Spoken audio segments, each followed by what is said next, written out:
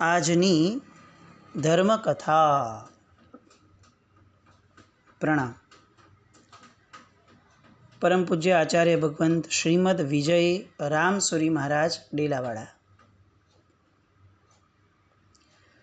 ઘણીવાર એવું લાગે કે નામની તાકાત ગજબનાક હોય છે. સાહેબનું નામ રામ વિજય પડ્યું. રામ શબ્દ એ મર્યાદા પુરુષોત્તમ એવા પ્રભુ શ્રી રામનું સૂચક છે. જાણે રામ નામ મળતા જ સાહેબના જીવનની અંદરમાં એટલા બધા ગુણોનો ઉઘાડ થઈ ગયો હશે. એમની નિડરતાનો ગુણ આપણે ગઈકાલે જોયો. નિડરતા ઉપરાંત એવા કેટલા બધા ગુણો હતા કે જે ગુણોનો આધાર આ નિડરતા હતી.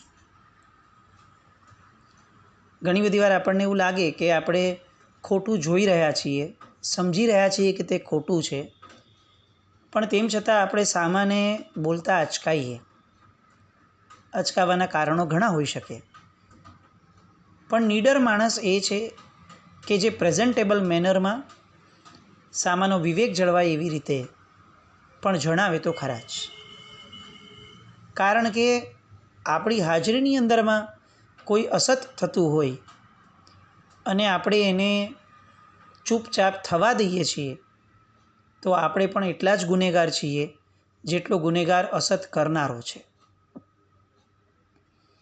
આવા અનેક દૃષ્ટાંતો સ્વ પર સમુદાય કંઈ પણ જોયા વગર સાહેબ બહુ જ નમ્ર ભાવે, બહુ કોમળતાપૂર્વક પણ ટકોર તો કરી જ દે. એક આચાર્ય ભગવંત, એમનો કાળધર્મ થયો. અત્યંત પ્રભાવક આચાર્ય ભગવંત, અત્યંત. કદાચ એમ કહી શકાય કે જીન શાસનના એ સમયના જવાહરોમાંના એક આચાર્ય ભગવંત, અને એમનો કાળધર્મ થયો. જેટલું ઊંચું કદ એટલું ઊંચું માન, આ એક સહજ નિયમ છે. એટલે સાહેબનો કાળધર્મ થતાં વિધિ વગેરે કરી અને એમનો દેહ જે છે એ શ્રાવકોને સોંપાયો. અને તે સંઘના ટ્રસ્ટીઓએ અને વડીલોએ, મોભીઓએ એક એવો નિર્ણય કર્યો કે આપણે જેમ રાજકીય નેતાઓ હોય છે એ બધા નેતાઓના અગ્નિ સંસ્કાર પહેલાં આપણે એમને ટ્રકની અંદર એમની એક આખી યાત્રાઓ રાખીએ છીએ, તો આટલા મોટા આચાર્ય ભગવંત છે તો આપણે ટ્રકની અંદર સાહેબના દેહને લઈ જઈએ અને પછીથી ઘણી લાંબે જવાનું છે તો ત્યાં આપણે એમને અગ્નિ સંસ્કાર આપીએ. આશય કદાચ સારો હશે. આ વાતની એ સમયના તમામ આચાર્ય ભગવંતો જે કર્ણાવતીમાં હતા એ બધાને ખ્યાલમાં આવ્યું અને દરેકે પોતપોતાની રીતે આ વસ્તુને સ્વીકારી. આટલા મોટા જીન શાસનમાંથી એક રામસુરી મહારાજ સાહેબ ડેલાવાડા એવા નીકળ્યા કે જેમણે પોતાનો વિરોધ નોંધાવ્યો અને એમણે તે મહાત્માના જે શિષ્યો હતા એમને જણાવ્યું કે જુઓ, જે થવાનું છે એને અટકાવવું એ મારો આશય નથી, પરંતુ મને જે લાગે છે એ હું આપને જણાવું છું કે આ પરંપરા ખોટી છે. શ્રમણનો દેહ એ સાધુતાને સાથે લઈને રાખે છે. આટલા વર્ષોથી આ મહાપુરુષ અને આટલા તીર્થ સમાન મહાપુરુષ હતા, ચારિત્રધર હતા, એમની ગરિમા ચારિત્રધરને શોભે એવી હોવી જોઈએ. મારું મંતવ્ય આ છે કે એમના દેહને આ રીતે ટ્રકમાં લઈ જઈને ફેરવો એ યોગ્ય નથી. પેલા મહાત્માએ પણ સાંભળ્યું, પોતાની સંવેદના, પોતાનો જવાબ વ્યક્ત કર્યો. કદાચ એ સમયે કોઈના હાથની વાત ન હશે. સાહેબ પણ એવું જાણતા કે કદાચ આ કોઈના હાથની વાત હવે નથી, પણ તેમ છતાંય પોતાનો સૂર નોંધાવવાનો. એટલું જ નહીં, જ્યારે એ મહાત્માના નિમિત્તે સ્મૃતિ ગ્રંથ રચાયો અને દરેક મહાત્મા પાસેથી એ ગુરુ ભગવંત માટેના કેટલાક લખાણો મંગાવ્યા, અનુભવો મંગાવ્યા, ત્યારે પણ સાહેબે સરસ મજાનો પત્ર આપ્યા પછી નીચે આ વાક્ય ટાંક્યું કે આવા ઉત્તમ પુરુષનું કાળધર્મ પછીનું જે પણ ઘટનાનું સ્તર થયું તે સ્તર અમને એટલું યોગ્ય ન લાગ્યું. નીડરતા. સચોટ વાત કરવા ક્યારે પણ ડરવાનું નહીં. પ્રવચનની અંદર એકવાર સાહેબ વચલો સમય હોય ને તો પ્રવચન અને ચડાવવા વગેરે ચાલતા હોય તો સાહેબ ઇન જનરલ ઇમિડિયેટલી ત્યાંથી ઊભા થઈ જાય. લગભગ આ સાહેબનો ક્રમ હતો કે એમની નિશાની અંદર ક્યારે કોઈ ચડાવવા વગેરે થતા હોય તો સાહેબ નિશા જલ્દીથી પોતે ન આપે. એમને આ એક વિચારધારા કે સાધુની નિશામાં આ રીતના વ્યવહારો એ મને ઇષ્ટ નથી થતા, મહાત્માઓ બેસે. એ દિવસે પાટણની અંદર અચાનક જ સાહેબની નિશામાં પ્રવચન વગેરે શરૂ હતું.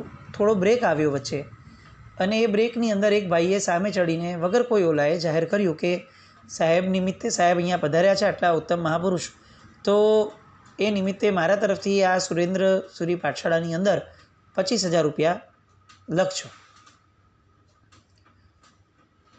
એ પછીથી બધાએ વધાવ્યો આ વાતને અને પછી કેટલાક લોકો સામેથી બીજી રીતે પણ આગળ વધતા હતા. કોઈ જાતની પ્રેરણા થઈ ન હતી, પણ સાહેબના મનમાં એવું આવવા લાગ્યું કે આ મારી નિશામાં થયું છે, ક્યાંક કોઈક એવો અર્થ કાઢી લે કે મેં આ મારી પાઠશાળા માટે, આપણી પાઠશાળા માટે કંઈક આવી રીતે પ્રેરણા કરી હશે અને લોકો એનો અર્થ એવો કાઢી અને કંઈક ઊંધું વિચારે, આપણા સમુદાયની ગરિમાનું શું. એટલે સાહેબે કીધું કે 1 મિનિટ ઊભા રહો. અને પેલા ભાઈ કંઈક બોલતા હતા, એ ભાઈને કીધું કે 2 મિનિટ ઊભા રહો. મિસઅન્ડરસ્ટેન્ડિંગ થઈ. એ ભાઈને એવું લાગ્યું કે સાહેબને 25,000 ઓછા લાગે છે. એટલે સાહેબે કીધું ભલે સાહેબ 35,000 રાખજો. અને સાહેબે એકદમ જોરથી કીધું 25,000 હોય કે 35,000 હોય, મારે 1 રૂપિયો જોઈતો નથી. આ પાઠશાળાઓ, તમને એવું લાગે છે કે અમે આ પાઠશાળા માટે ફંડ કરવા અહીંયા આવ્યા છીએ? પરમાત્માના સાધુઓ છીએ. જુઓ, હું એક સ્પષ્ટ વાત કહી દઉં છું, તમે પાઠશાળામાં લખો કે ન લખાવો, મને એની યારે કોઈ નિસ્બત નથી.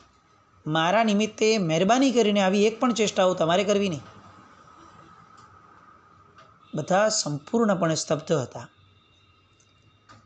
નાના મહારાજ ગયા અને બાજુમાં જઈને સાહેબને સમજાવ્યું કે સાહેબ, એમણે સ્વેચ્છાએ આવી રીતે જાહેર કર્યું છે, આપના નિમિત્તે કંઈ કર્યાની વાત નથી. અને એમને સાહેબ એવું લાગ્યું એટલે એમણે 25ના 35 કર્યા છે. આપને કોઈ પણ રીતે એ અલગ પ્રકારમાં લઈ જવાનો એવો કોઈ ભાવ ક્યાંય છે જ નહીં સાહેબ. ટ્રસ્ટી પણ આવ્યા, પેલા ભાઈ પણ આવ્યા અને સાહેબને એવું લાગ્યું કે ના, વાત સાચી છે. બીજી સેકન્ડે સાહેબ જાહેરમાં માફી માંગી કે મારી આ મિસઅન્ડરસ્ટેન્ડિંગ હતી, મને એવું લાગ્યું કે આ રીતનું છે, તમે લોકો તમારા ક્રમ પ્રમાણે જે કરો છો એ તમને આભારી છે અને મારો આમાં કોઈ વિરોધ નથી અને કોઈ સમર્થન નથી. અને પછી નિશ્રાપ આપવા માટે પણ સાહેબ બેઠા. નીડરતા અને કટ્ટરતા એમાં એક બહુ મહત્ત્વનો ભેદ છે.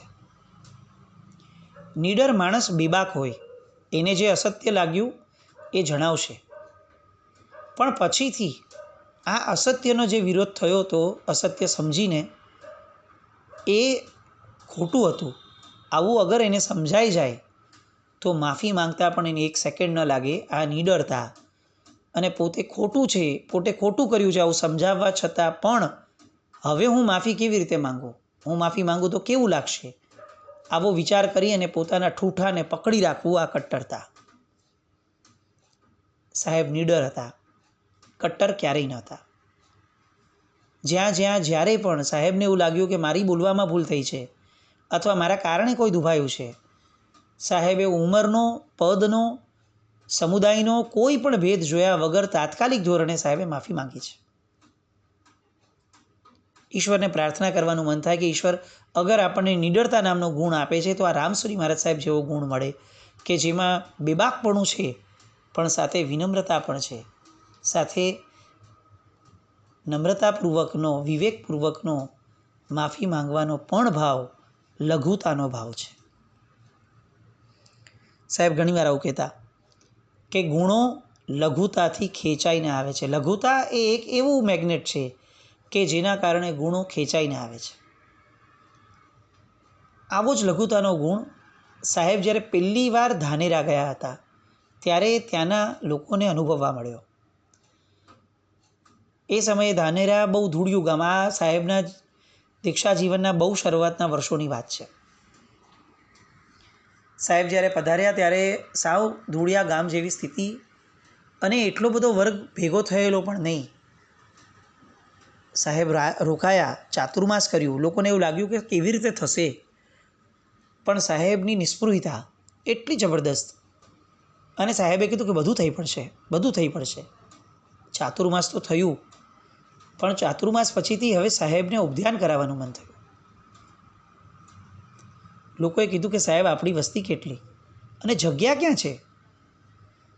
સાહેબના મોઢામાંથી એક જ વસ્તુ નીકળી, બધું થઈ પડશે, ચિંતા નહીં કરવી.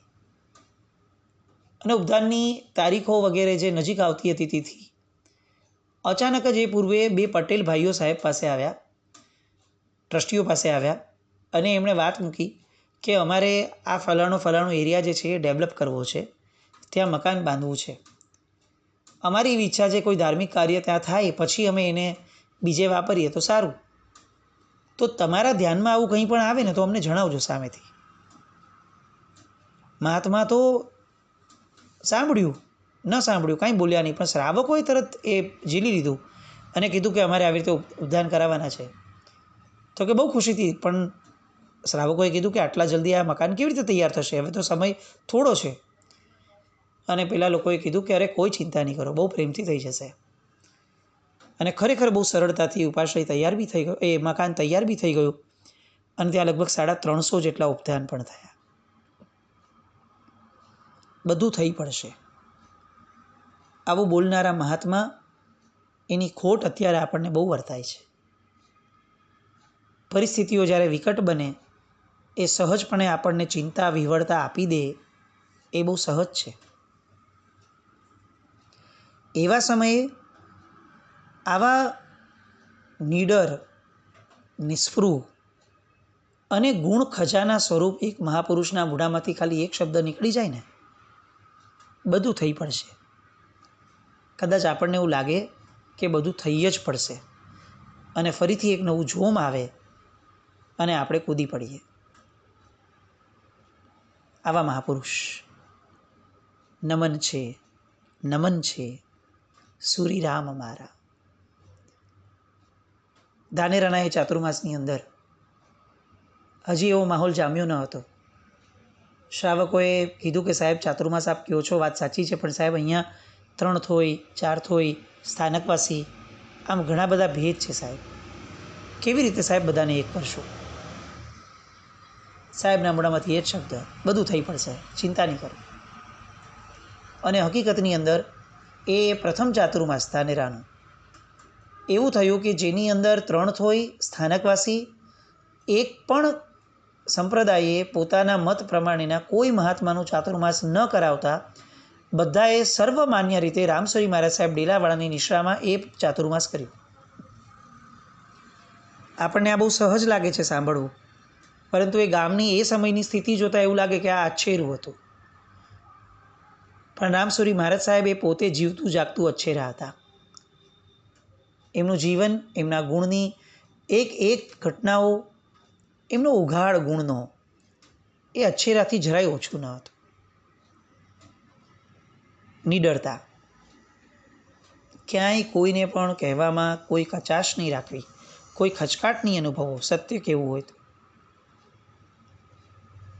સાહેબને વ્હીલચેરનો વિરોધ આપણે જોયું ગઈકાલે. ડોળીવાળા ડોળી ઉચકે, ડોળીવાળાને પણ ઇન્સ્ટ્રક્શન્સ અપાય. અચાનક સાહેબે ડોળી રોકવાનું કીધું. ડોળીવાળા અટકી ગયા. પૂછ્યું સાહેબ નીચે ઉતરવું છે? તો કે ના. સાહેબે કીધું થોડા ઝૂકશો? અને બંને ડોળીવાળા થોડા ઝૂક્યા. અને સાહેબને કફ આવ્યો હતો. બાજુમાં માટી અને રેતી મળે એવી જગ્યા સાહેબ ક્યારના ગોતતા હતા. અને એ રેતીની અંદર સાહેબે આ લોકોને ઝુકાવ્યા પછીથી ત્યાં પોતાનો કફ કાઢ્યો. એમણે કીધું હજી થોડા ઝૂકશો? અને એ લોકો ઝૂક્યા. અને સાહેબે એ રેતી ઉપર બીજી રેતી નાખી અને પેલા કફને સૂકવવા માટેની બધી અનુકૂળતા કરી અને પછી સાહેબ ત્યાંથી વિદાય થયા. આપણને એમ લાગે કે કેટલી સૂક્ષ્મ વસ્તુઓ માટે સાહેબની જાગૃતિ હતી. નિડરતા હોવી એ અદ્ભુત ગુણ છે, પણ નિડરતાની સાથે આટલી સૂક્ષ્મતા સાથેની જાગૃતિ હોવી, ઉપયોગ હોવો, એ કેટલી મોટી વસ્તુ છે. સાહેબની દીક્ષા થઈ ત્યારથી સાહેબને યુરિનલ પ્રોબ્લેમ્સ સખત રહ્યા. કદાચ આખું જીવન રહ્યા એમ કહીએ તો પણ ચાલે. ઘણા ઓપરેશન કર્યા પણ લગભગ બધા ફેલ હતા. પ્રદ્યુમ્નસુરી મહારાજ સાહેબ પૂજ્ય સાહેબ માટે આવું કહેતા કે રામસુરી મહારાજ સાહેબને મહેમાનોનો એટલો બધો શોખ અને એટલા બધા સારા યજમાન છે કે આવેલા મહેમાનને ક્યારે પાછો ન જવા દે. આવું મુનિ ભગવંતોએ પણ અનુભવ્યું છે અને એમના જીવનમાં આવેલા રોગોએ પણ અનુભવ્યું છે. કારણ કે એમના જીવનમાં આવેલા રોગો જાણે અમે આ મહાપુરુષને સ્પર્શ્યા, હવે કઈ રીતે પાછા જઈએ એમ સમજી જિંદગી આખી એમની સાથે વળગીને રહ્યા. કેટલાય ઓપરેશનો થયા, કેટલાય લોકોએ, કેટલાય ડૉક્ટરોએ પ્રયત્નો કર્યા, પણ એ રોગો ન ગયા તો ન જ ગયા. અને ત્યારે અનુપ્રેક્ષામાં પૂજ્ય પ્રદ્યુમ્નસુરી મહારાજ સાહેબ બોલ્યા હતા કે આવા ઉત્તમ પુરુષને સ્પર્શ્યા પછી આ રોગોને પણ થોડી પાછા જવાનું મન થાય. પણ આ રોગો સખત વેદના આપતા. એમાં પણ યુરિન જ્યારે બંધ થઈ જતું, કમ્પ્લીટ ચોકઅપ થઈ જાય, ત્યારની વેદના તો ભયંકર રહેતી. એવા સમયે રાત્રે એમને ઉજાગરા થતા, ઊંઘ ન થતી. લગભગ મધ્યરાત્રિની આસપાસ જાગવાનું થાય, પાછું મહા મહેનતે ઊંઘે તો પણ 1.5-2 કલાક થાય એટલે પાછા જાગવાનું થાય. આવા સમયે કે જ્યારે અંદરની વેદના પીક ઉપર હોય, સાહેબ બેઠા થઈ જતા અને બેઠા થઈ અને સાહેબ જાપ વગેરેની અંદર લીન થતા. માતૃ કરવાનું થાય ક્યારેક તો એ પરઠાવવાવાળા મહાત્મા જેવા પરઠાવવા માટે આગળ વધે, સૌથી પહેલાં એમને આવી ટકોર હોય, ગમે તેવી ઘોર અંધારી રાત્રિ હોય તો પણ એમને દેખાય જ અને તરત એમ કે મહાત્મા દંડાસન લેવાનું બાકી છે તમારું, આપનું. અને પેલા મહાત્માને ખ્યાલ આવે કે આવી રાત્રિની અંદર પણ સાહેબનો આ કયો ભાવ છે, કઈ દ્રષ્ટિ છે એમની કે જેમાં સાહેબ આવું જોઈ શકે છે કે મારા હાથમાં દંડાસન નથી. ઉપયોગ. એકવાર એક મહાત્મા શંખારો કાઢતા હતા. સાહેબનું ત્યાંથી પસાર થવાનું થયું હશે અને સાહેબ અચાનક એમની બાજુમાં બેસ્યા. બાજુમાં બેસીને એમને એમ કીધું કે લાવો આજે હું તમને કરાવું. પેલા મહાત્મા ડઘાઈ ગયા, આચાર્ય મહારાજ તપા ગચ્છાધિરાજ. અને ખરેખર સાહેબે કરાવડાવ્યું શંખારો. પૂરું થઈ ગયું પછી એમણે એમ કીધું કે જુઓ મહાત્મા, આ પાણી આવી રીતે જ્યારે આપ ગાળો ને ત્યારે આ બાજુથી અહીંયા જે જોરથી દબાવો છો ને એના કારણે આ પાણીના જીવને બહુ કિલામણા થાય. આપણે આવી રીતે કોમળ રીતે, આપણે સાધુ છીએ, અષ્ટપ્રવચન માતા આવો શબ્દ વપરાયો. આપણે આ બધા જ વિકલેન્દ્રિયો, એકેન્દ્રિય જીવો આ બધાની માતા છીએ. માં કેટલા કોમળ હાથેથી એ બધાને સાચવે પોતાના દીકરાઓને. એટલે આપણે આવા કોમળ હાથેથી શંખારા માટેનું કપડું પકડવાનું. આ જીવો દુભાય એ યોગ્ય ન ગણાય ને. પેલા મહાત્માને એવું લાગ્યું કે આ જગત આખાની માં જાણે ગુરુ તરીકે આપણને પ્રાપ્ત થઈ છે. એક બાળમુનિ મહારાજ સાહેબ ઉપાશ્યની અંદર જોરથી ભાગતા હતા. કોઈ કામ આવ્યું હશે અને ભાગતા હતા સહજ ચંચળતાના કારણે. સાહેબનો એ સમયે બપોરનો જમ્યા પછીનો રાઉન્ડ લેવાનો સમય. એમણે વચ્ચેથી જ બાળમુનિ મહારાજ સાહેબને પકડ્યા, આંતરી લીધા, સરસ મજાના વાલથી માથે હાથ ફેરવ્યો અને બાળમુનિ મહારાજને કીધું કે બાળમુનિ મહારાજ, તમે આવી રીતે જોરથી ભાગશો તો હિરિયા સમિતિનું પાલન થશે? બાળમુનિ મહારાજ સાહેબ પાસે જવાબ આપવાનું કોઈ કરતાં કોઈ ક્લુ નહોતું. એ ચૂપ રહ્યા, મૌન રહ્યા અને માથે હાથ ફેરવી અને સાહેબે એમને કીધું કે તમે જ્યારે દીક્ષા લીધેલી ને ત્યારે તમારા મમ્મી પપ્પાને છોડી દીધેલા અને તમે એક તત્વને મમ્મી પપ્પા માન્યા હતા. ખબર છે કોણ? તો કે સાહેબ આપ. તો કે ના, ઓલા નાણમાં જે વચ્ચે ભગવાન બેઠેલા ને એમને. હવે મમ્મી પપ્પાને આપેલું પ્રોમિસ તોડાય? તમે ત્યાં એવું કીધેલું કે હું પેલું વ્રત બહુ સરસ રીતે પાડીશ. હવે જો તમે આવી રીતે ભાગો તો એરિયા સમિતિનું પાલન કઈ રીતે થશે? અને પેલા બાળમુનિ મહારાજ સાહેબે આટલી નાની ઉંમરમાં પણ આ વાતને એવી ઝીલી કે જીવનકાળ દરમિયાન નીચે જોઈને ચાલવાના ગુણને એમણે જિંદગીભર માટે સાચવીને રાખ્યો.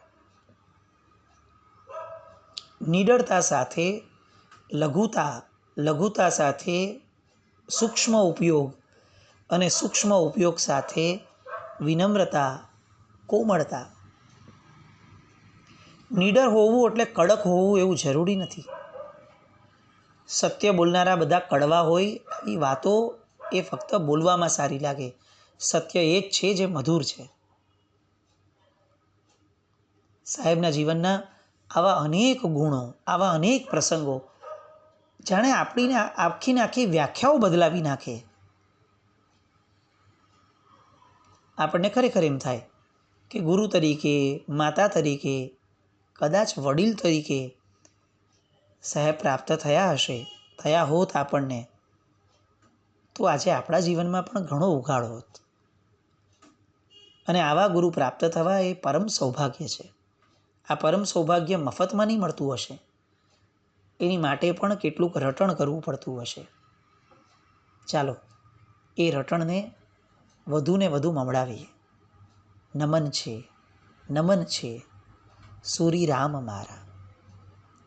અનેક પ્રસંગો હજી બાકી છે જે આવતીકાલે ફરી કેટલાક ગુણો સાથે જોઈએ. જીનાગના વિરુદ્ધ કંઈ પણ બોલાયું તો મિચ્છામી દુક્કડમ.